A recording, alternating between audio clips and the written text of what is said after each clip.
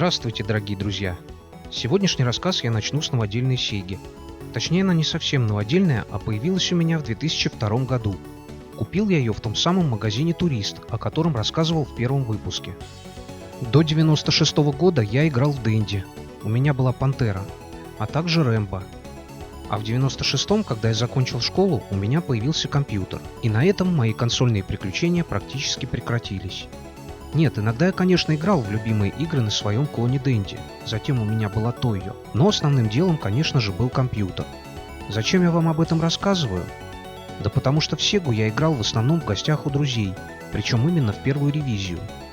Своя Сега у меня появилась гораздо позже, в 2002 году, когда уже на рынке вовсю рулила PlayStation 2. Как раз в тот момент друзья мне отдали все свои сеговские картриджи, и они сохранились по сей день.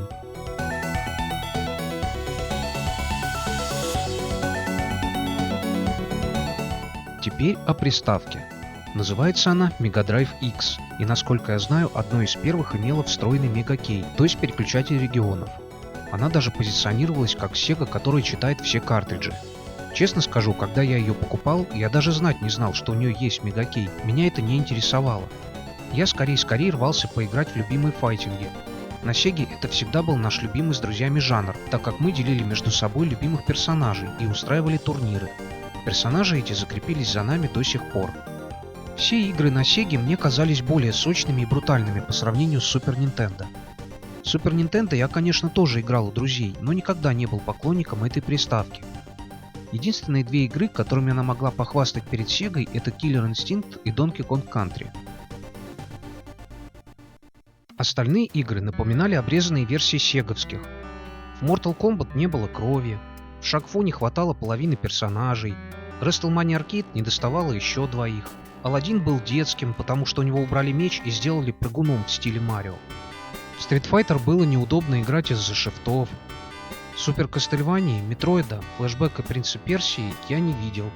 У нас их ни у кого в 90-е не было. Вместо флэшбэка у нас был популярен Blackthorn и Another World на компьютере.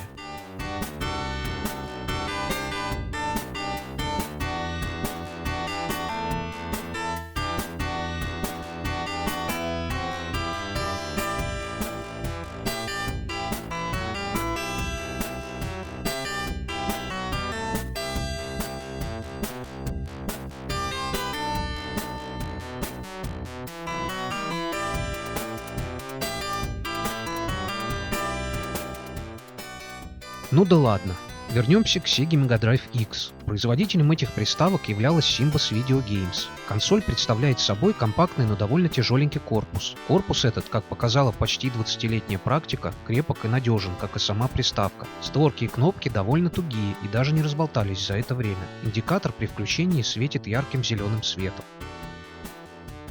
Очень неудобным минусом этой приставки стали аудио-видео-выход и гнездо для адаптера. Они расположены не сзади, как положено, а по-инвалидски, с левого бока. Связано это с тем, что ввиду компактности слот для картриджей расположен практически вплотную к задней стенке приставки. Иногда, случайно дернув за джойстик, можно ее подвинуть, и она будет стоять боком. Но это не особо заметно в пылу игры. Становится заметно, когда вам надо заменить картридж. А при установке куда-нибудь в полку, то есть с точки зрения эргономики, это вообще выбешивает окончательно, так как выступающие сбоку провода всегда мешаются. Адаптер является стандартным для Sega и Super Nintendo 90-х по входу. По вольтажу он имеет небольшой запас, те же 10 вольт, но уже 1,2 ампера вместо 850 мА. Теперь необходимо рассказать об аудио-видеоподключении. Приставка имеет свой AV-выход, и у нее монозвук, так как на выходе аудиотюльпан только один, белый. Но несмотря на это, звук передается на обе колонки телевизора. Причем необходимо упомянуть о том, что первая ревизия Mega Drive имела огромный разъем V-Pin, сильно отличающийся от данного. Также существует переходник на антенны кабеля RF. Предположительно, сделано это для телевизоров, не имеющих AV-входа. Отдельно нужно рассказать о встроенном в приставку Mega Key. Он представляет собой два переключателя PAL NTSC и Америка-Япония. У меня собрано примерно 180 картриджей. Из них не прочитался только один – Echo Junior. Он американский, и Мегакей конкретно его почему-то не видит.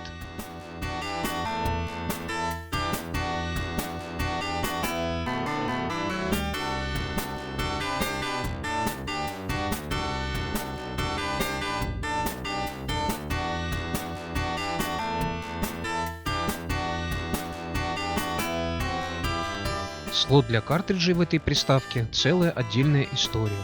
Он настолько тугой, что за все время пользования им я поломал не один картридж при вытаскивании. Причем у меня 2 экземпляра данной консоли, вторая появилась намного позже, и у нее совершенно точно такая же проблема. Наверное, в Simbus Video Games дизайнеры обосрались от смеха, когда делали этот слот. Возможно, поэтому даже створки они покрасили в красный цвет. Да и слоган у нее X, как у мутантов. Пожиратель картриджей. Однажды я из-за него даже запорол картридж Street Fighter 2 Turbo в бета-версию, а это была моя любимая игра на Сеге. Расскажу, как это случилось. Я очень долгое время играл только в эту игру, и так как картридж было тяжело вынуть, я оставил его в приставке. Сидел он в ней довольно долго, может 2 месяца, а может 3. В итоге он начал зависать, а со временем перестал работать вообще. Чистка ластиком или средством для мытья стекол не помогла, и мне пришлось выкинуть картридж. Конечно же, я потом купил новый, но, естественно, уже относительно новодельный. Со временем я решил эту проблему обычным надфилем, аккуратно подточив слот. Это сложный и опасный труд, ведь таким образом, неправильно вытащив или всунув надфиль, можно запороть слот окончательно, и тогда его вообще придется менять. Причем сейчас есть AliExpress, а тогда, в начале 2000-х, ничего не было. Так что занимался я этим уже намного позже, в наши дни, когда у меня появился запасной экземпляр. Входы для джойстиков здесь стандартные, 9-пиновые. Также сейчас на AliExpress продается специальный удлинитель для сеговского джойстика. Еще можно использовать как удлинитель старый провод от компорта RS-232. Там распаяны все пины, и он подойдет как для Сеги, так и для 9-пиновой Dendy.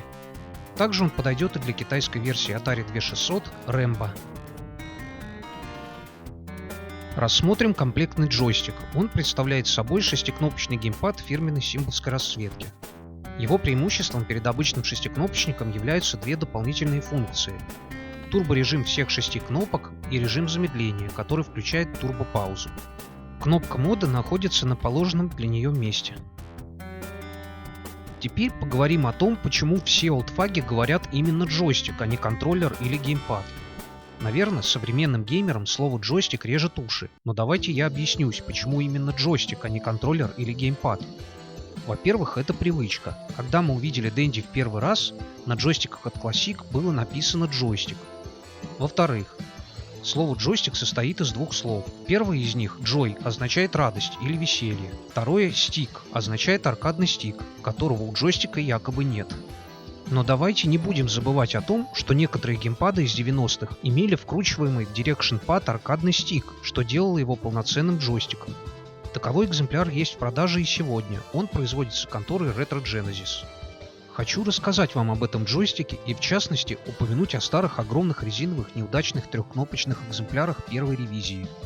Данный джойстик производится современной конторой Retro Genesis. Он представляет собой максимально приближенную копию тех самых 3-кнопочных джойстиков. Хоть эти джойстики и выглядели колоритно и возможно для кого-то и были удобными, только не для меня. Я в 90-е в основном играл в файтинги, и не было моей ярости предела, когда мне приходилось кнопкой старт переключаться, например, в Street Fighter на руки или на ноги. То же самое было и в Eternal Champions, и в Samurai Showdown. И это еще не все недостатки. Давайте для сравнения возьмем обычный 6-кнопочный джойстик и попробуем в Street Fighter, например, покрутиться зангивом. Для этого необходимо нажать одновременно все 3 удара рукой.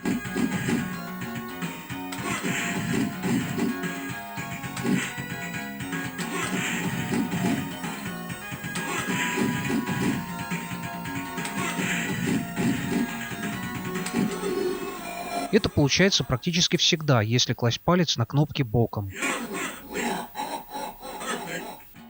Теперь попробуем сделать то же самое на современном новоделе, идентичном старому 3-кнопочнику.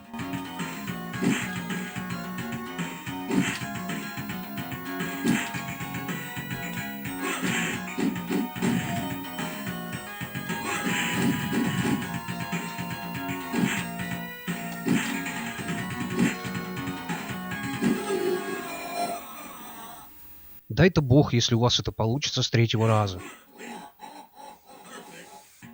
А когда нужно, например, покрутиться через Hadouken, выпущенный Рью?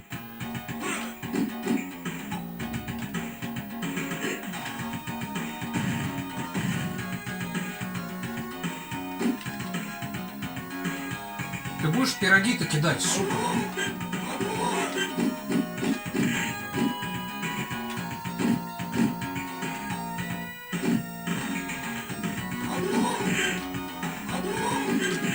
Хрена лысого. Это говорит о том, что большие кнопки крайне неотзывчивы и неудобно нажимаются одновременно, так как расположены под небольшим углом по выпуклой дуге. У старых трехкнопочников была такая же проблема. Поэтому некоторые игроки держали его обратным хватом или вообще использовали как клавиатуру или клали на какую-нибудь твердую поверхность во время игры.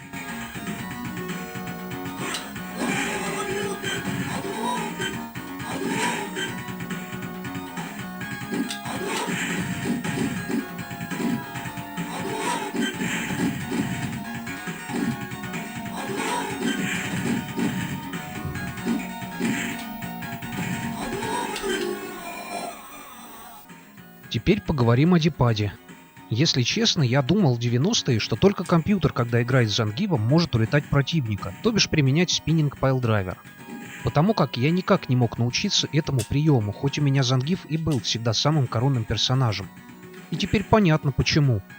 Чтобы сделать этот коронный удар, необходимо провести пальцем по всему дипаду и затем нажать удар. Но на этой толстой версии дипад крайне неотзывчив. У меня даже сложилось впечатление, что в него запихнули те старые резинки из 90-х, которые были по впечатлениям сильно задубевшие. Итак, я попытался провести прием, и он у меня получился всего один раз. И как ему было научиться на таком джойстике, если он, даже зная, как его исполнить, в лучшем случае получается всего один раз за бой, и это если очень повезет. Это пиздец.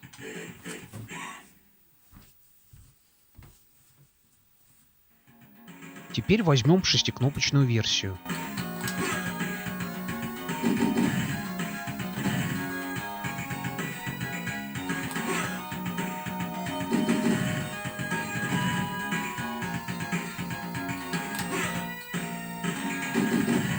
Всегда.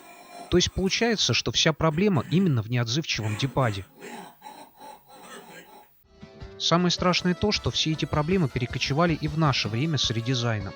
Да, они добавили 3 кнопки, и джойстик стал шестикнопочным. Но это не решило проблему его дубовости кнопок и дипада. Возможно, было бы удобнее играть аркадным стиком.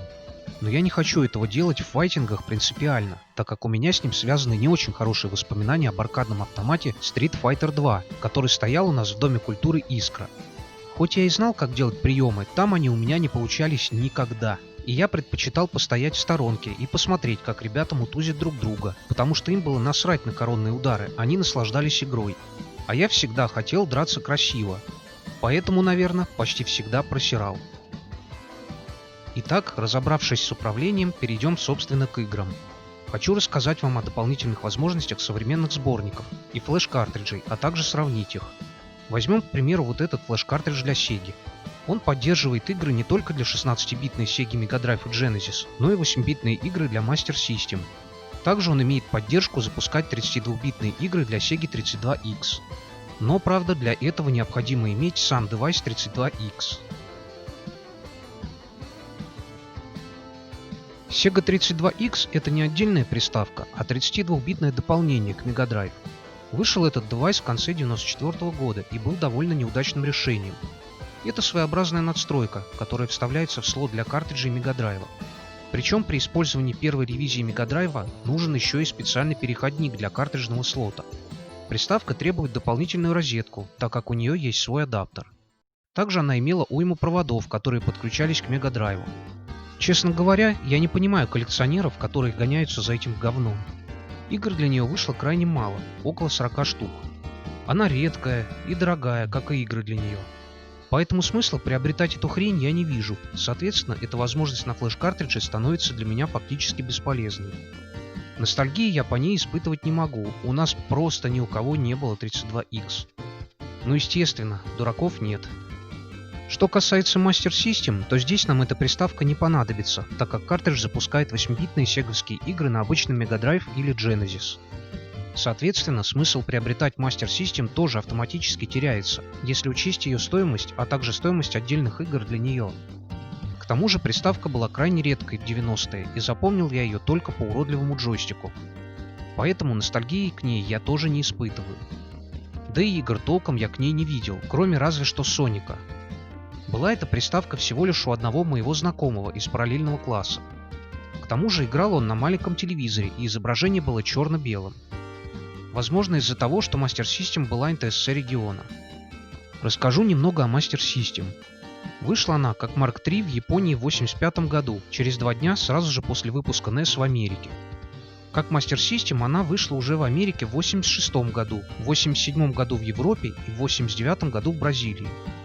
Примечательно, что в Бразилии Master System получила наибольшее признание и производится там до сих пор вот уже более 30 лет. Сегодня я буду запускать игры со сборника, а не с флеш-картриджа. Объясняется это тем, что флеш-картридж со своими современными технологиями не всегда позволяет правильно запускать некоторые ромы для Sega Mega Drive на старой приставке. Также Mega Drive X неправильно увидел 8-битные ромы для Master System. Эксперимент с переключением встроенного Mega Key тоже закончился провалом, так как ни один из 8 режимов не запустил правильно 8-битные ромы, хотя я пробовал различные ромы разных регионов. Думаю, связано это с примитивностью самой приставки.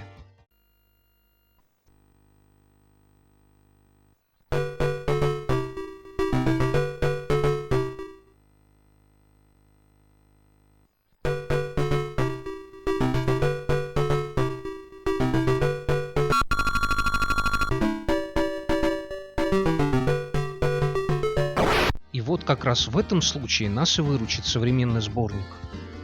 Он называется Top 200 in 1 и включает в себя 100 игр для Master System и 100 для Mega Drive. Картридж запустился и прочитался на Mega Drive X сразу, и запускаемые игры не имели проблем. Я попробовал все 200 игр, и они у меня запустились, кроме одной – Tiny Toon для Mega Drive. Но это, скорее всего, связано с встроенным Mega Key. Возможно, на других приставках эта игра заработает. Так вот, почему я выбрал именно сборник, а не флеш-картридж? Да, конечно, флеш-картридж прекрасно работает на современных клонах, но, кстати, и не на всех. Как правило, производитель указывает, на каких клонах его продукт не будет работать. А вот относительно сборника я уверен, что его прочитает практически любая приставка, хоть, возможно, и не все игры. Возможно, в следующих выпусках мы вернемся к данному сборнику и флеш-картриджу и будем считывать их уже на других приставках Sega. Теперь перейдем непосредственно к сборнику. Очень удобно сделано меню. Игры от Mega Drive и Master System расположены отдельно, между ними можно переключиться, нажав кнопку C. Кнопка B включает описание игры. Кнопка А запускает игру. Также игру запускает, естественно, кнопка Start. Кнопки вправо или влево переключают игры, идущие далее по списку. Еще очень удобно сделано то, что картридж запоминает позицию последней игры той платформы, в которую вы играли, то есть и Mega Drive, и Master System. По сути, он работает идентично флеш-картриджу и, судя по большому списку игр, имеет встроенную флеш-память. Но своих игр, к сожалению, в него не добавить. Тогда бы это был уже не сборник, а полноценный флеш-картридж. Начнем мы с 8 бит, как ни странно, с Dendy, а затем уже продолжим 8-битной платформой Master System. Связано это с тем, что игра на Dendy вышла на год раньше, чем игра на Master System, о которой речь пойдет позже. Как вы поняли из видео, я говорю об F1 Race на Dendy, так как следующая игра, вышедшая гораздо позже на Master System, очень сильно напоминает по физике, геймплею и звукам тот самый F1 Race. Я бы даже сказал, что она списана именно с этой игры. F1 Race вышел на Famicom в Японии в 1984 году. Он представляет собой гонки Формулы-1 с видом от третьего лица. Эта игра была у нас очень популярна в 90-е, так как считается классикой и была почти на каждом сборнике с классическими играми для Dendy. В игре 3 уровня сложности, а также присутствует смена времени суток. Все это впоследствии перекочевало в следующую игру. Даже звуки там похожи. Только здесь по 5 трасс на 3 уровнях сложности, причем с каждым новым уровнем прибавляется 2 новых трассы. Пройти игру на первых 2 уровнях сложности можно, если не врезаться, и ехать относительно быстро. Но только не на последнем. Сделать игру в конце такой сложной, и это непостижимое идиотство. Играбельность невероятно падает. Хочу посоветовать вам: не включайте последний скилл, иначе вам понадобится матный словарь.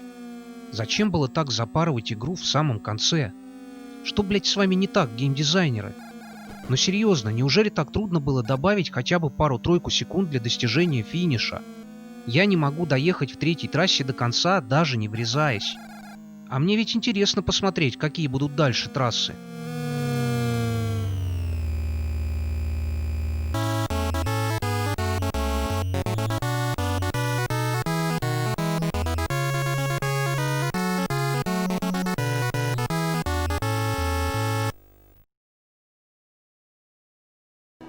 В Hang-On графика намного лучше.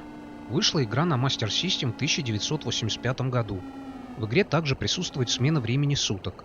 В отличие от F1 Race, здесь 3 скорости, а не 2, что усложняет игру. Еще необходимо учесть, что в Master System нет паузы. Это очень существенный недостаток. То есть, если вы сели проходить игру, то отойти посрать, например, или попить пиво не получится, если только не делать все это в процессе. Посмотрев немного демо-игры, когда мотоциклист разбивается практически сразу, можно понять, насколько она сложна. В F1 Race, кстати, тоже весьма короткие демки. Также здесь имеются некоторые нюансы с управлением. Оно похожее, но гораздо сложнее. Так как скорости переключаются вверх и вниз, а управляем мотиком влево и вправо, то иногда в пылу игры можно случайно нажать вверх, и тогда скорости сбрасываются. Вы можете даже это не заметить и ехать медленно на пониженной передаче. Игра довольно подлая, оппоненты постоянно пытаются подлезть вам под колеса. Затяжные повороты устроены таким образом, что вам кажется, будто он сейчас кончится, а он вместо этого становится еще круче. Хочу отметить, придется вам научиться подтормаживать в этой игре. Не в переносном смысле, а в прямом. То есть просто сброс скорости, отпуская газ, вам не поможет. Особенно это необходимо в поворотах, когда компьютерные оппоненты, эти дремучие падлы, будь они неладны, пытаются подставить вам свою задницу. Тем не менее, немного привыкнув к управлению, можно покататься в свое удовольствие. Повороты меняются, сменяется время суток, но локации одни и те же. Сначала игра кажется красочной, но потом она серьезно надоедает. Всего в игре 8 этапов, затем она начинается сначала, в стиле аркадных автоматов, типа играем на очки. Концовки нет вообще. Есть 3 уровня сложности, но я даже не захотел их все пробовать. Мне хватило пройти игру один раз на самом легком. Проходится игра за 45 минут, но в связи со спецификой управления, к которому надо привыкнуть, с первого, со второго, а то и с 5-го раза игру пройти не получится. Но, по крайней мере, она хотя бы проходима, в отличие от F1 Race, в котором в последней трассе каждого уровня сложности включаются бесконечные круги и постепенно отнимается время, чтобы игрок заведомо проиграл. Недостатком Hang-On является относительная сложность управления и однообразие локаций. Также очень плохо, что нет классической карты трассы, в отличие от этой игры в F1 Race она есть. Преимуществом этой игры можно отнести приятную цветастую графику, а также относительно детализированные модели мотоциклов с мотоциклистами.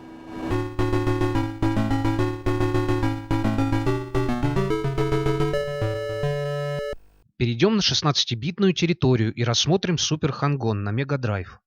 Версия для аркадного автомата вышла в 1987 году, для Японии Mega Drive в 1988 году и затем для Америки и Genesis в 1989. Здесь уже вступает в силу полноценная 16-битная графика, а также более мощный процессор, что должно, казалось бы, сказаться в лучшую сторону на геймплее. Но на самом деле это не так. С чего бы начать? Да хотя бы с собственных первых ощущений от этой игры. Да, конечно, после Dendy и Master System графика в Super Hang-On выглядит намного лучше. Отлично детализованные мотоциклы с мотоциклистами, локации стали более разнообразными, также в игре появился оригинальный режим. Теперь в игре есть музыка, и ее, так же как в игре Lotus, можно ставить по желанию, в данном случае выбрать можно из 4 треков. Пожалуй, это все преимущества игры, а теперь перейдем к самому главному – недостаткам. Самое важное в игре для меня – это геймплей. Что я там говорил по поводу сложности последнего уровня в F1 Race на Dendy? Да там просто лафа. По сравнению с Super Hang-On, там мы просто отдыхали и наслаждались игрой. Она становилась только в определенный момент непроходимой. А здесь игра настолько сложна, что включив первый в меню аркадный режим, на самом легком маршруте она уже становится непроходимой. Сразу же. Интересно, для кого она сделана такая сложность? Ведь это делает игру неиграбельной. Вся 16-битная графика тут же становится бесполезной и сливается в унитаз. Времени катастрофически не хватает. Любое врезание даже несущественное, и игру можно сбрасывать, потому что уже понятно, что доехать до финиша не получится. Режим турбо не особо-то помогает, к тому же он начинает действовать только после 280 км в час.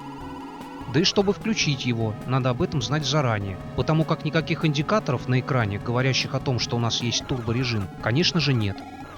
Чтобы активировать его, тоже нужно знать секретную комбинацию. Не отпуская кнопки B, то есть газ, зажимать кнопку C. Из-за этого приходится держать джойстик под углом, что вообще ни разу не удобно. Почему бы им было не оставить переключение скоростей, как в прошлой игре? Но нет, конечно. Надо же повыебываться, что теперь у нас есть турбо. Проехать трассу идеально тоже не выйдет, потому что эти подлые оппоненты, любители подставлять жопу, вообще превращаются в камикадзе, особенно под конец маршрута, да еще их и становится больше. Даже если вы едете по другому краю дороги, эти ебучие петухи кидаются вам под колеса целенаправленно. И с этим практически ничего нельзя поделать, особенно учитывая крайне неотзывчивое управление. Вот смотрите, я нажимаю D-пад вправо, и он реагирует чуть ли не целую секунду. Как можно было так просрать управление в гонках? В оригинальном режиме все обстоит даже намного хуже. Здесь изначально нам выдается стоковый мотоцикл начального уровня, который просто неуправляем. Он почти не поворачивает, вообще не тормозит, вязнет в поворотах и разгоняется до 100 км в час целую минуту. Кое-как доехав до финиша первую трассу, я уложился в нужное время, но врезался и вылетал с трассы постоянно, ввиду не то чтобы плохой, а невозможной управляемости мотоцикла. Здесь мы выиграем некую сумму денег, которую можно потратить на ремонт или тюнинг. Затем можно получить пароль для следующего уровня, если выйти.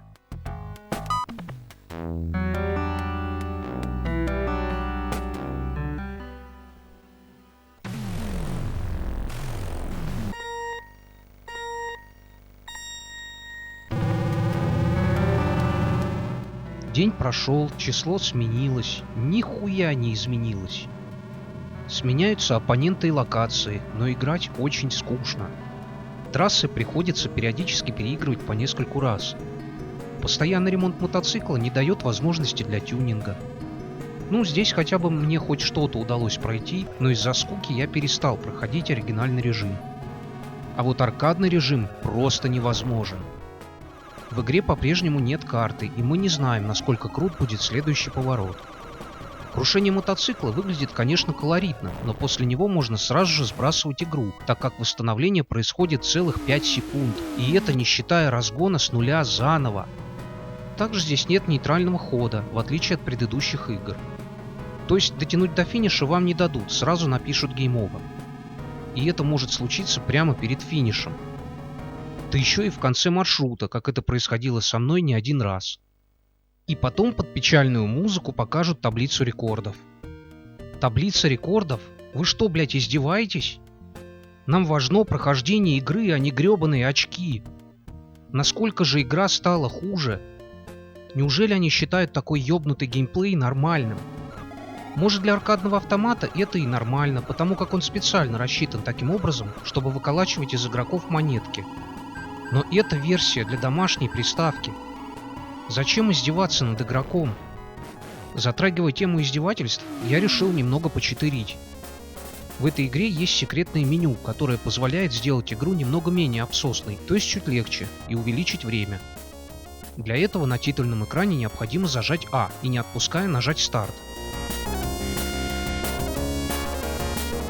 Но этого оказалось настолько недостаточно, что в итоге игра поиздевалась над нами в очередной раз, а не мы над ней. Я уверен, что многие в свое время пожалели о приобретении этого картриджа. Таким образом, я потратил несколько вечеров на эту игру и практически никуда не прошел. Я пытался ввести пароль на концовку в оригинальном режиме. Нахрена здесь целых 28 символов? Неужели кто-то будет пытаться подобрать пароль?